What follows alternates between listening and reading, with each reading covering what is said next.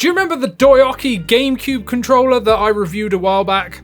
And my only issue with it was the lack of Hall effect sensing joysticks. Well, now they've released it with Hall effect sensing joysticks, and this uses the JH16 Hall effect sensing joysticks as well. And I really like the fact that they actually listed on their website that this uses JH16 Hall effect sensing joystick modules instead of just not saying like most people do, because supposedly the JH16 modules, which are like an integrated all-in-one thing, right, are the better joysticks, the better Hall effect sensing modules. They are better than the GameCube ones, supposedly, just all round. Now, I'm not a master in all of this as much as I review controllers all the time. I don't know all the minute details between every different type of Hall effect sensing joystick. I just know as a whole, Hall effect sensing joysticks are just much better than potentiometer sticks because of the fact that there is way less risk or none at all of any drift happening because there is zero contact,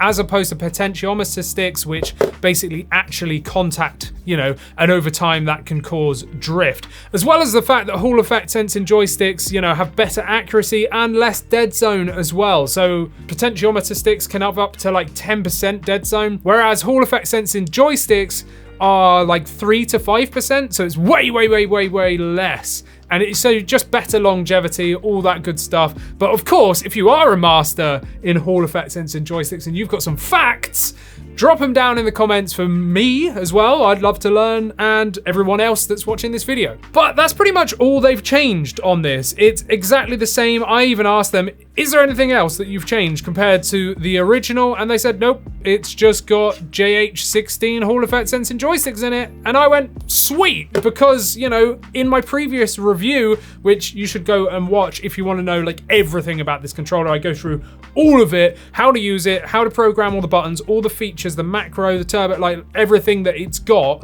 I show you how to do on this. So I'm not going to remake that video now just because they've stuck some different joysticks in it, right? But yes, this is an excellent controller. I even compared it to the Nyxi Wizard, and in my use, I actually preferred this one because it's smaller, it's a lot thinner, whereas the Nyxi Wizard is huge, and when you actually stick this on the Switch, it's so much thinner. So I preferred it than the Nyxi Wizard, even when it didn't have Hall effect sensing joysticks, just purely because of the form and function. Look how nicely this like aligns with the Switch OLED. There's no like step up or anything. It's just almost like they've designed it like with the Switch OLED in mind, whereas I really do like the Wizard, but it's just so fat and chunky, and I've got like medium-sized hands, and this is just lighter, smaller, more compact, and I just find it feels nicer for me personally, It's still freaking huge, like it is massive, but I really like the black design. That sings to me. The black, especially with the OLED just here, like that, looks so nice. It really does. It's comfortable in the hands, playing handheld. It's really nice. I just, there's not really much to say other than the fact that I still love it, even after all these months. I think it was about 4 months ago I originally reviewed this and did the comparison, and nothing's changed. Nothing has changed other than the fact that this has just got better.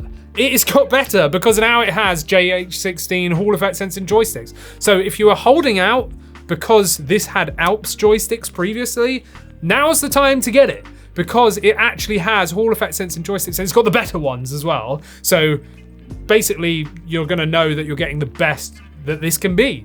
I don't think they can change anything on this other than maybe sticking like HD rumble in it, which they definitely won't do. But yeah, price-wise, you're looking at about $65, or here in the UK, it's just above £50. So it's about 53 quid, I think. And I'm pretty sure we've got a discount code down in the description to save 10%. So you can, just save 10% off their whole website if you want. But yeah, that's pretty much it for this video, because if you want to see everything in detail, everything still applies to my original review and comparison. This just now has better joysticks. So what do you think? Are you finally going to buy the DOYOKY retro game controller, whatever the hell they've called it? Let me know down in the comments. Or will you be upgrading to this one if you've already bought the other one? Do you know what I mean? Or do you just prefer the Nyxi Wizard? Let me know, let me know, let me know. And also, go and check out our podcast, 128KB podcast with me and AJ, where we talk about all things gaming, and check out, well, one of the reviews, the review of this controller that we've just seen here. If you want to see more detail, then check it out just here. Bye.